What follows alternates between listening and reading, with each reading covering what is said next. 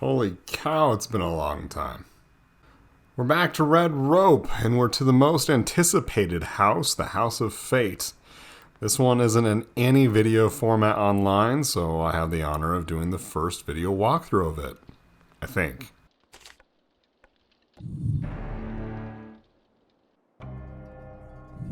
The gimmick of the House of Fate is that lighting these torches will cause platforms to appear above those spikes.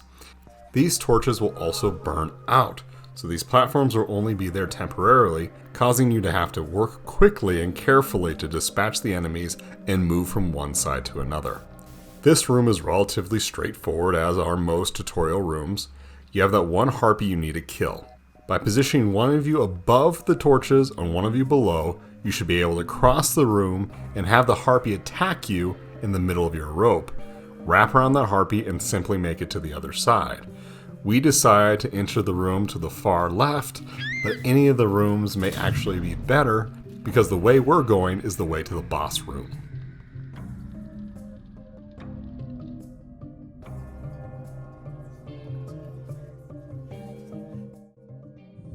This room is one of the most time-consuming rooms in the house, but it isn't that bad.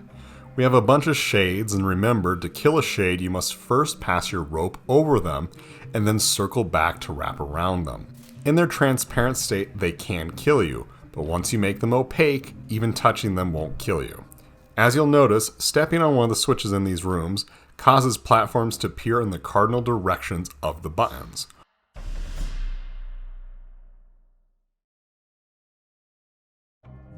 One person has to stay on the button in order for the other person to cross them, otherwise the platforms disappear. This stage is much harder if you're starting with your basic rope, so once you kill somebody, try not to die, even if it means you're taking a long time to bait them to come towards you. You see, player 2 and I try to bait them into the corner where we have more room to maneuver. The platforms themselves give you enough room to kill them if you need to, but because they run away from you, it's really tricky. Lighting that torch in the middle will cause all platforms to appear across the level. The torch does not stay lit for long, so don't rely on that to help you kill the enemies in this room. As you see now, it's much easier for us to traverse the room because we have a long rope. So again, that long rope is important, even though it becomes somewhat of a liability when you're trying to light the torches.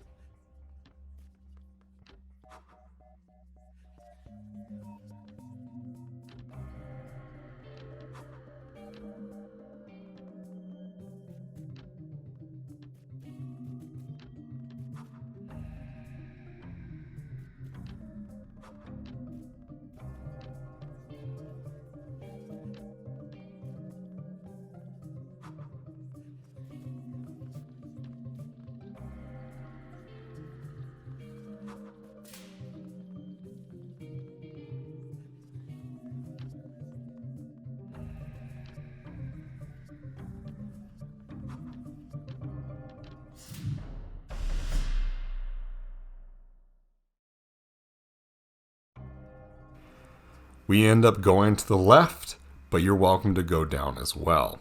Make sure before you leave that the torch is lit. This is important because whenever you return to the room, that torch will remain lit, making it easier to cross to other exits. Every time you re-enter the room, the torch will be at full strength again. So as long as you don't dilly-dally too long, it should be easy to cross this room after completing it.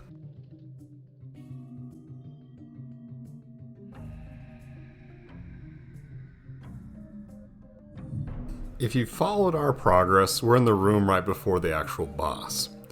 Our friends from the spring house, the fires, make a return appearance as well.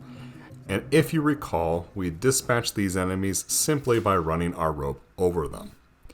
We have a large pit of spikes in the middle of the room which is totally covered by lighting one of the torches. However, these torches burn out very quickly, lasting for about 3 seconds. You'll see player 2 and I die a crap ton on this stage. The lucky thing is though, when you die, you still have a second before the death screen. During that time, the person who is still alive can still possibly pass their rope over the fires and kill them. A good strategy for this room is to light the initial torch and then move to the up or bottom of the stage. You won't be able to go from one side to the other without the torches burning out and you falling onto the spikes. So again, take it patiently in order to live.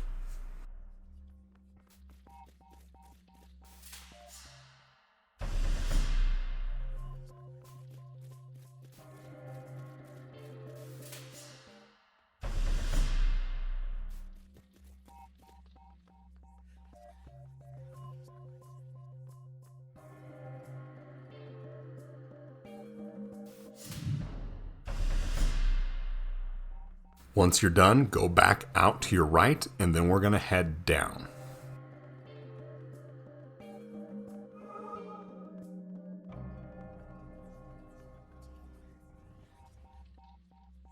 Remember to rush to this room to keep the torch lit and go down.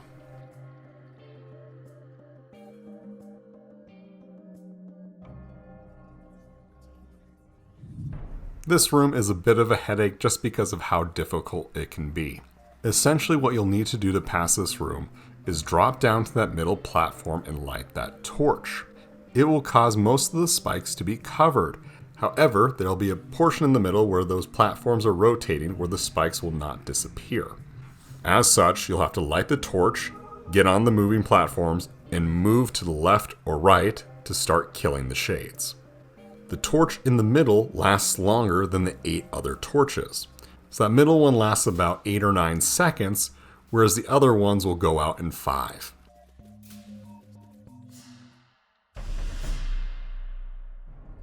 If you're willing to lose a lot of lives, simply light the torch in the middle and then go after a singular shade. If you want to be a little more fancy, you'll just have to be mindful to light the torches in regular intervals to stay alive.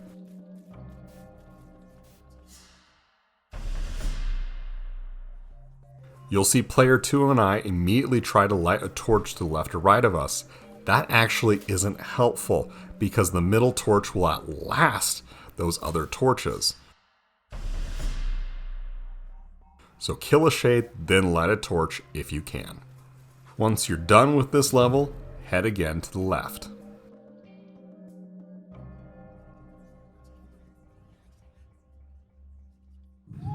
You'll be ambushed by these 2 terracotta soldiers coming up and down. You can dodge them by going to your left, and that allows you to have better positioning to take them out. If you remember from the House of Earth, you need to wrap around them and stay wrapped around them until they blink out of existence. Getting the Golden Key Kid is an exceptionally difficult challenge, especially if you're starting with the basic rope. We're going to show you how to do it with the basic rope to show that it's possible. This is certainly the House of Callbacks, so if you remember the leapfrogging method from the House of Water, you should be helped out with this stage. Essentially, one of you is going to need to stand on a switch, causing the platforms to appear. The other person has to cross to the next moving platform and hit the switch for the other person to be able to cross at the same time. You'll see how the timing works out exactly with how we do it in this video, but it will take some time to get used to. You'll see that we'll hesitate multiple times in order to find the right window to cross. You are able to leave this room once you kill the terracotta soldiers, even if you haven't killed the Golden Key Kid yet. If you really need help with this level, what you can do is exit this room, kill some other enemies, or go out to the main labyrinth area and extend your rope from that one NPC, and then come back here once your rope is suitably long enough.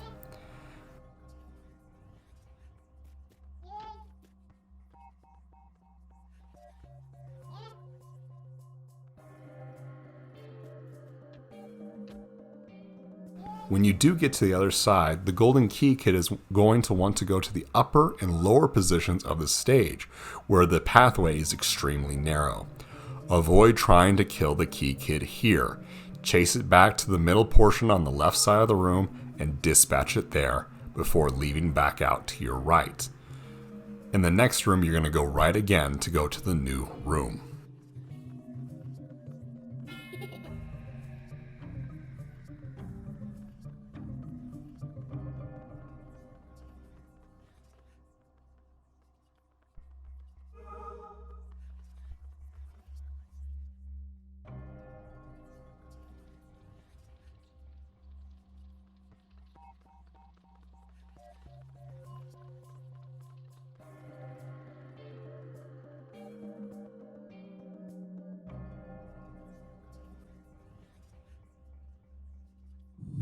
Due to our positioning, we're fortunately in the right area to kill the second golden key kid.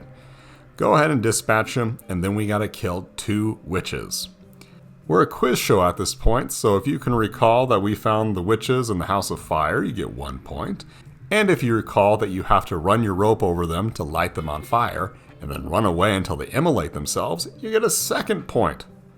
With this stage, you need to make your way to the middle 2 torches. Lighting the torch closest to us on the left will cause platforms to appear on the bottom.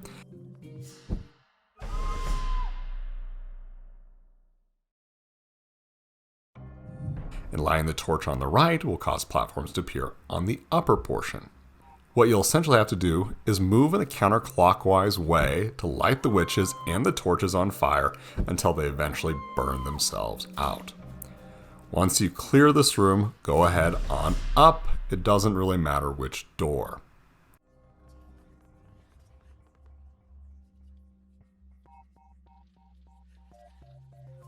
You see that we head to our left when we enter this room. That's to ensure the torches stay on fire. We head back in and go back up.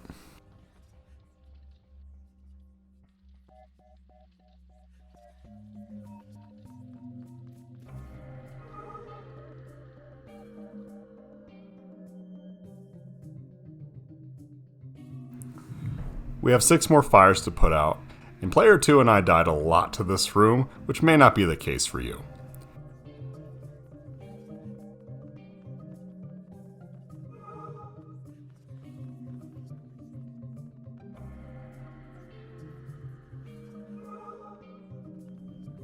The buttons in this room will cause a platform to appear in the middle of the buttons. This platform isn't really that necessary, but it can help with some maneuvering as you position yourselves in front of the fires. The torches, comparatively, will cause all platforms to appear, including the ones triggered by the buttons. The 4 middle fires will simply be put out by crossing from one side of the stage to the other. To get the fires in the middle of the room, you'll have to light the torch in the middle and then go up or down. These torches go out very quickly, in about 3 seconds, so don't expect to have too much time to maneuver back to the torches or buttons if you need to cross back and forth.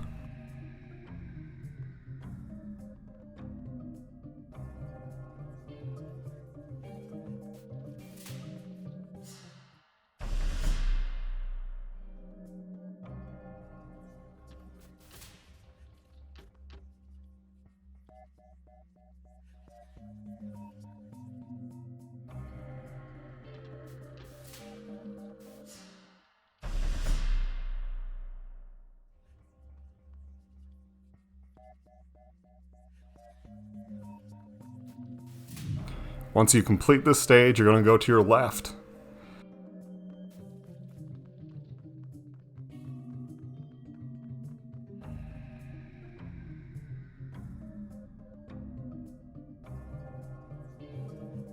This room basically is in 3 parts.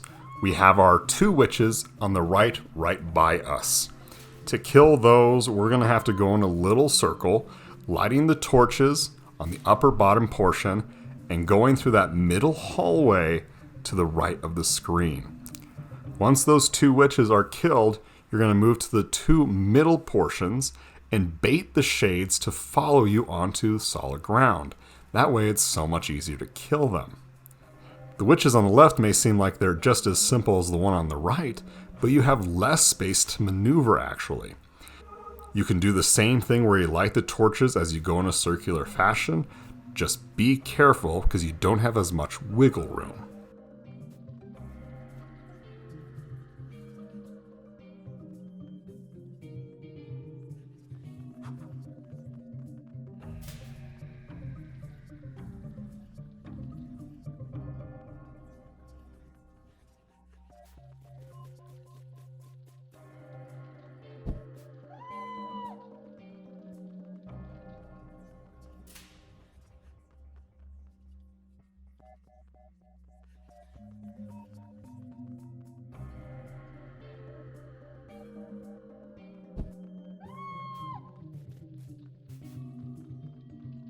Once you finish that, you're going to go left again.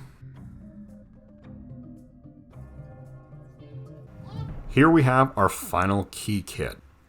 The two witches can be baited to chase you along the bottom of the room. You don't really need to light any of the torches to help with running away.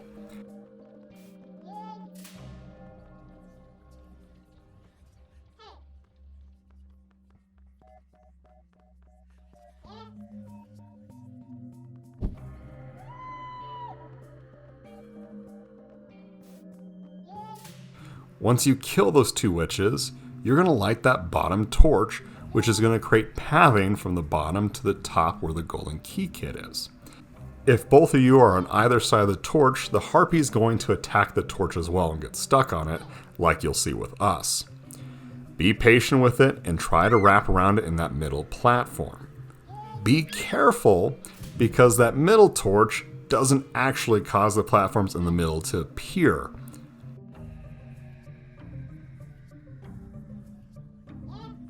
Thank you, Player 2, for learning that lesson. Once you go on up again, it should be pretty easy to kill the Golden Key Kid because he doesn't have too much room to maneuver. On the way back, don't overcompensate and freak out, or you'll end up dead like Player 2. We've gotten everything now, so we need to head back to the boss room. To get back there, we're going to go right.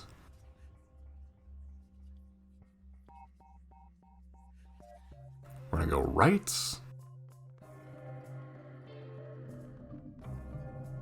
We're going to go down. We're going to go left. We're going to rush to the left to ensure the fire stays lit.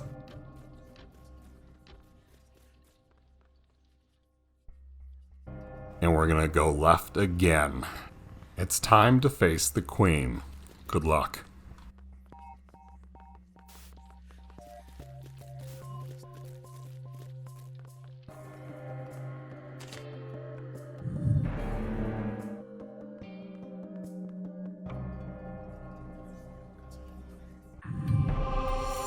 Time for the absolute hardest room in the entire game.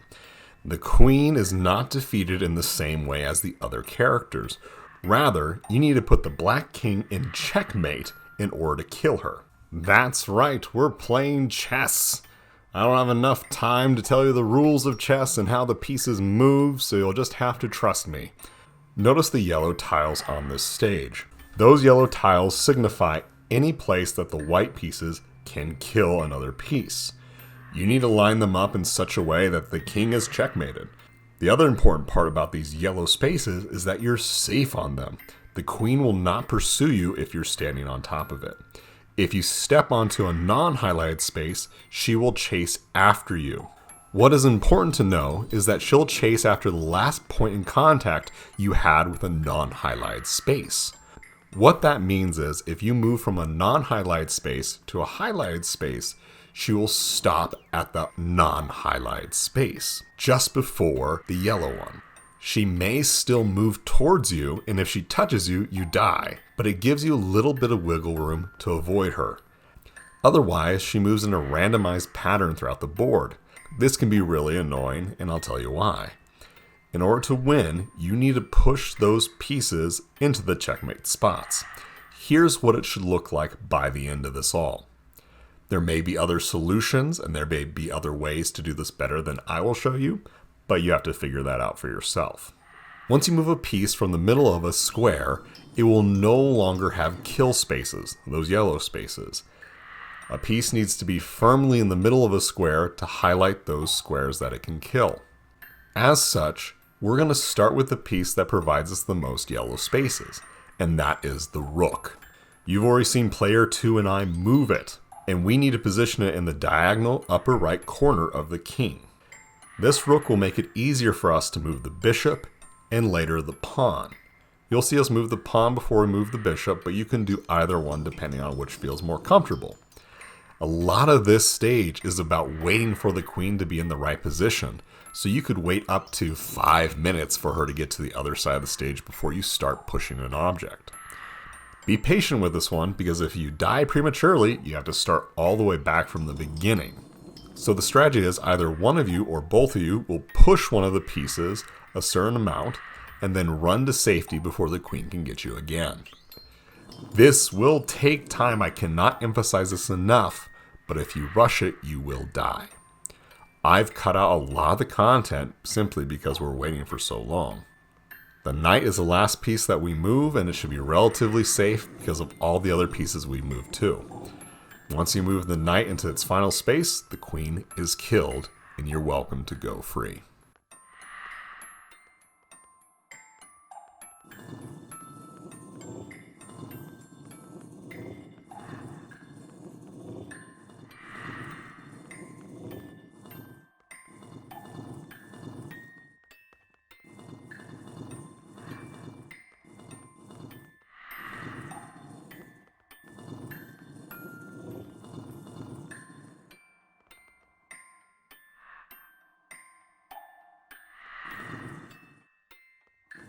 Congratulations on beating that boss and completing the House of Fate.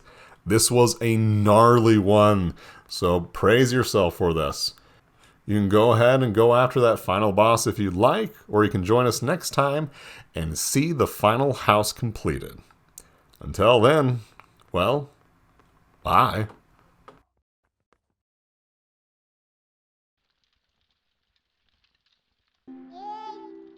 Kill him.